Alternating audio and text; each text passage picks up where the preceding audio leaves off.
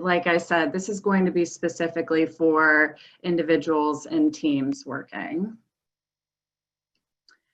So we see the future around reimagining the workplace in phases, but instead of dates and times, in conversations of pre-pandemic and post-pandemic that some have spoken about, at Knoll, we like to think about these in waves of outlooks, in terms of outlooks rather.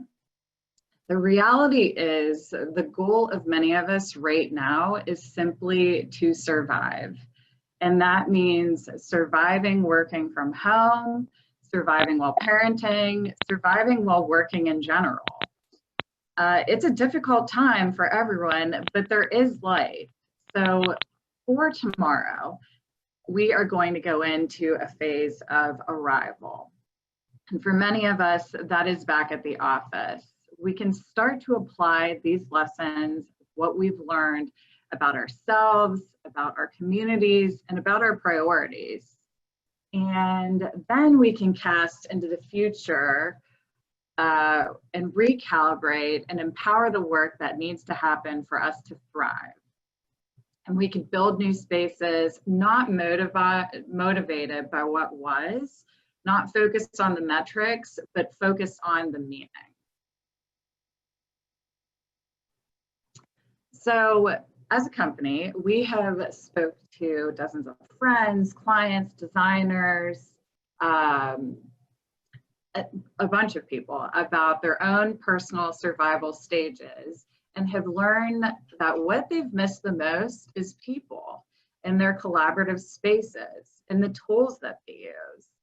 So I'd like to take a moment and ask you guys, what have you heard from your coworkers or your clients that they have missed the most? Anyone want to chime in?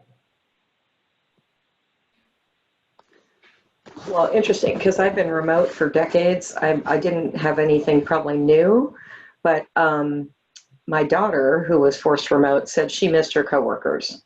So, and I've heard that from a lot of my peers. And then a few people have said they miss the completeness of the office environment, meaning having all the tools and the equipment necessary to be as productive as they could. Yeah, we've heard that a lot.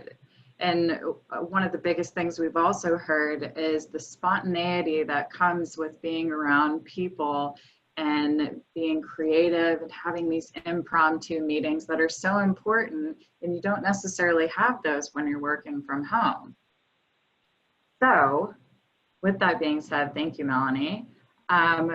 Let's start talking about the stage of arrival.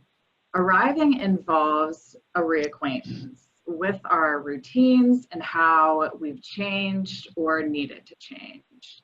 In this arriving stage, the primary consideration is the health and safety of employees, with thoughts around how people arrive to the office, circulation within the workplace, and what new behaviors need to occur to ensure that the health and safety of work environments is met for everyone.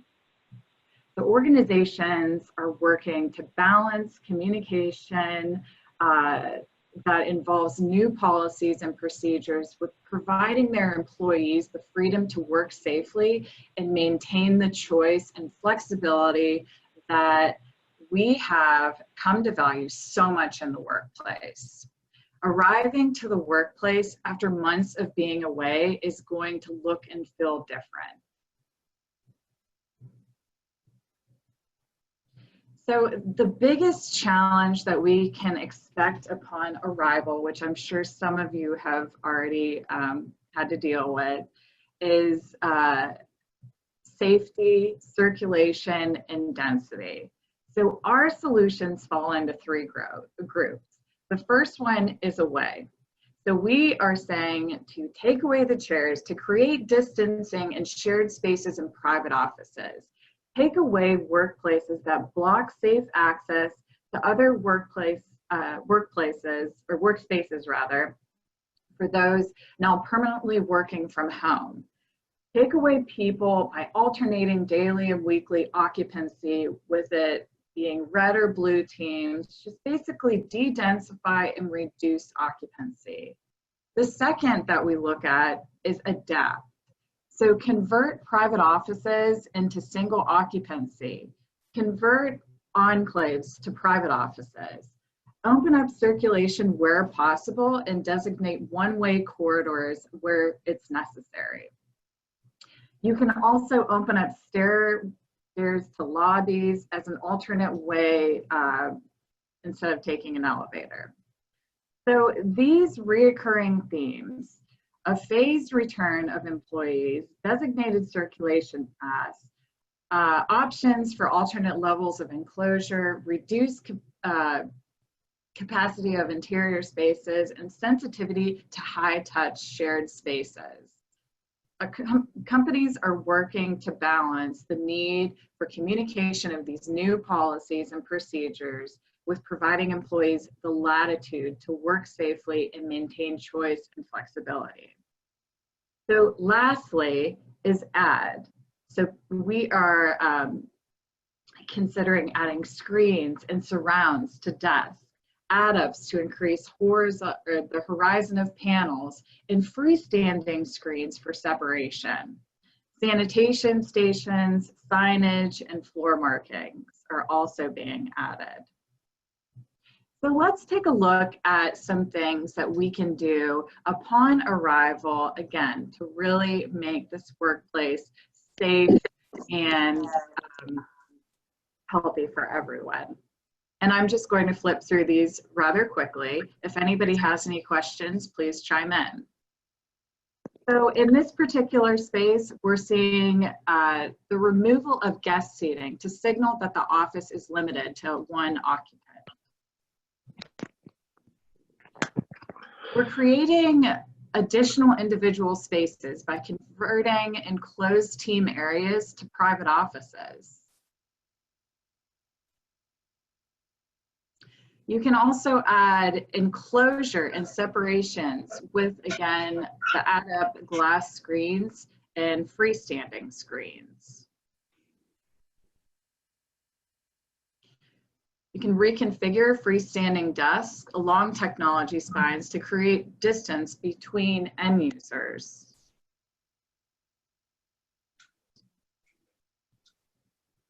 In this particular space, we're seeing reoriented desks and adding screens to enhance that sense of enclosure.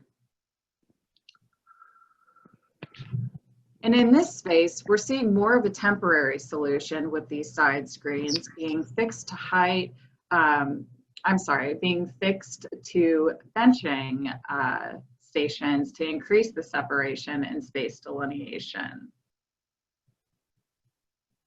And then this is also an interesting concept on adding up-mounted storage to fixed height benching systems. Again, to increase separation, but also add spaces for personal items. And again, temporary screens can be added to height adjustable benching solutions as well. And then this is more of a fixed application of screens being added to height adjustable tables. So ultimately, one thing we've learned as people is we want to thrive, not just survive. This experience has taught us but it has also spoke about the history that has shown us that. The history tells us that moments like this do drive change. And oftentimes the change that was already germinating. This disruption becomes an accelerator. So let's reimagine the shape of the workplace when the time is right to reconnect with our teams at full capacity. We can bring what we've learned and can build new spaces that allow us to thrive. Thriving denotes the revival after the arrival. It is an opportunity to create new holistic workplaces, a workplace that supports the entire person, the personal, the communal, the mental, and the physical. And our research team has identified these few characteristics in planning for a holistic workplace. The first one is togetherness.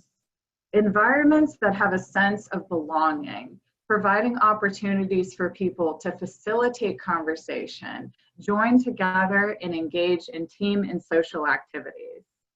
Then we think of this next characteristic as sanctuary. These are thoughtful spaces designed for refuge from hectic noise, where individuals can contemplate and engage in deep thought. Restoration. Settings that feed and restore people. And often it is access to fresh air or near natural light, surrounded by nature and with products that ergonomically support their work. Next is equity. Planning optimized to support a wider range of diversity and inclusion, creating a more respectable place built on empathy and fairness. And lastly, latitude. Settings that offer ample amount of space for individuals and teams to freely move with furnishings that invite interaction.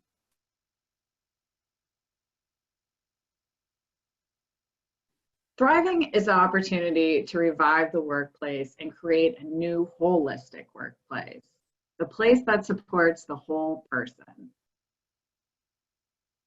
So let's take a look at what designing to thrive in a holistic workplace can look like.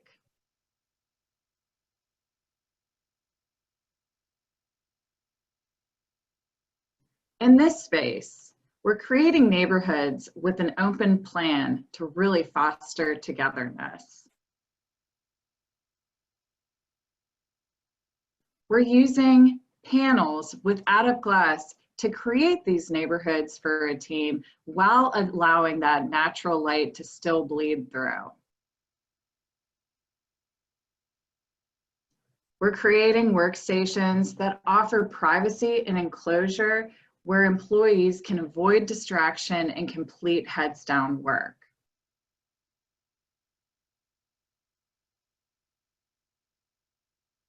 And then in this particular application, we're positioning freestanding screens to add enclosure to individuals' workspaces.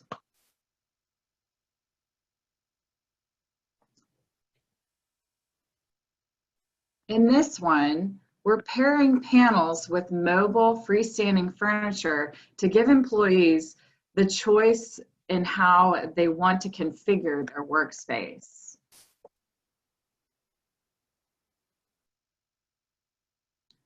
This particular workstation is very ergonomic and allows users to change their position throughout the day. And then we're also looking at spaces for heads down work that can support small groups or a spirited environment for individual work.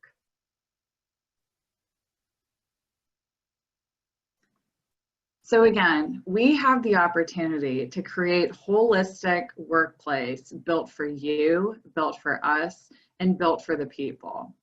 Because people are the heart of any company, and the workplace is the cultural epicenter that will always bring us together. The power of the workplace is that it represents the collective people in a company. And right now we need that in a more holistic human way. We need to be inspired. We need to have opportunities to take breaks with the freedom to get a sense of change of scenery, breathe some fresh air, reboot and recharge, and with the ability to have a meaningful, respectable engagement with others. And this can only happen in the workplace. A thriving holistic workplace offers the following: a warm welcome area with visibility to the outdoors, generous and clear two-way passage circulations. Ample and a variety settings to meet with colleagues. Spirited team spaces with close proximity to breakout areas. Views to natural light and greenery in the outdoors. Freestanding furniture that offers users choices, and technology and tools to connect and collaborate with those coworkers that are on site and off site. So let's get started together.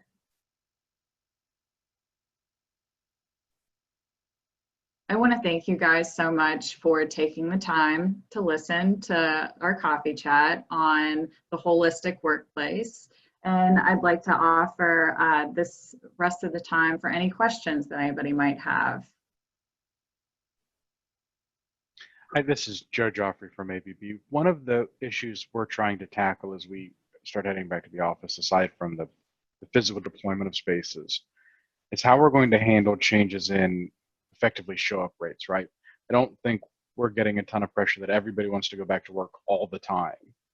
So how do we build our spaces in such a way to support that new way of working where you're only in the office 1, 2, 3 days a week?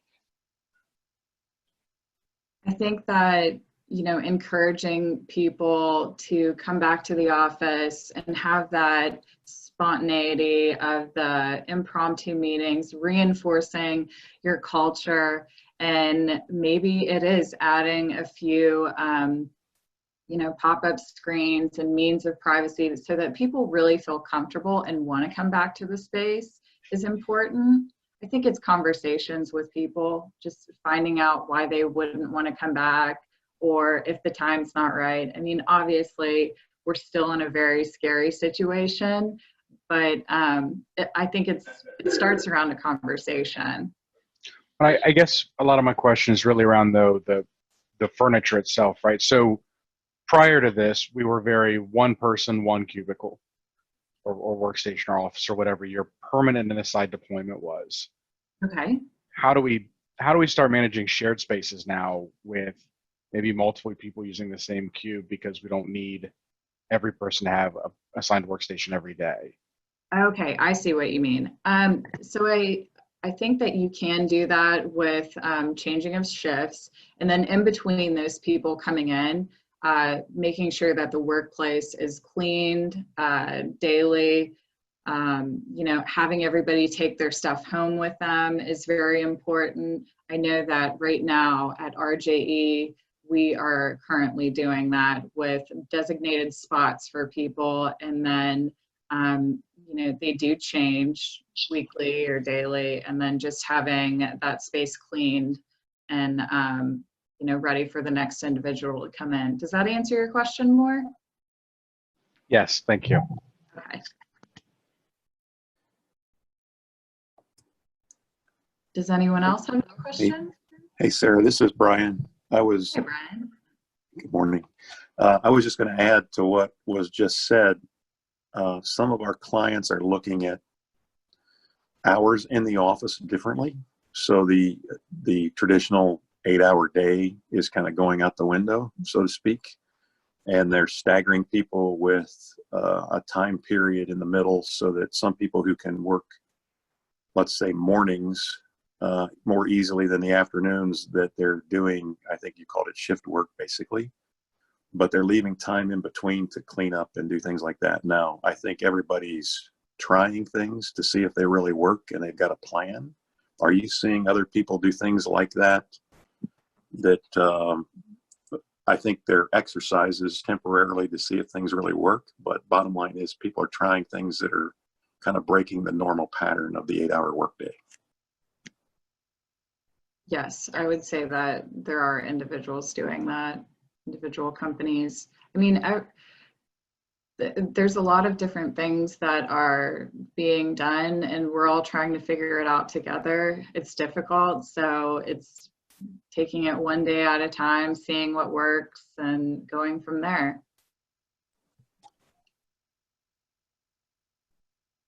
Yeah, I guess I would suggest maybe as a follow-up in, let's say, 3 months or something like that, that we reconvene on this and kind of share best practices and what we're seeing so that we can continue to learn, what we're all doing. There's no reason that we can't learn from each other. So just a thought.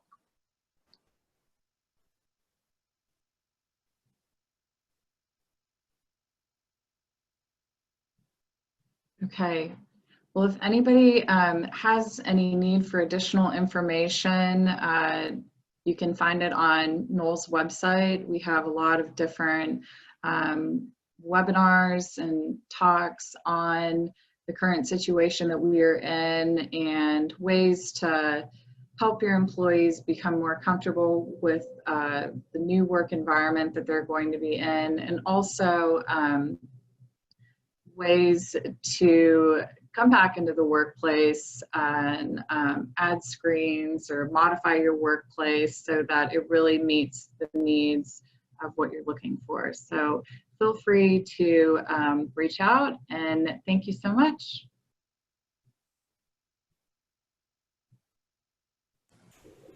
Thank you, everyone.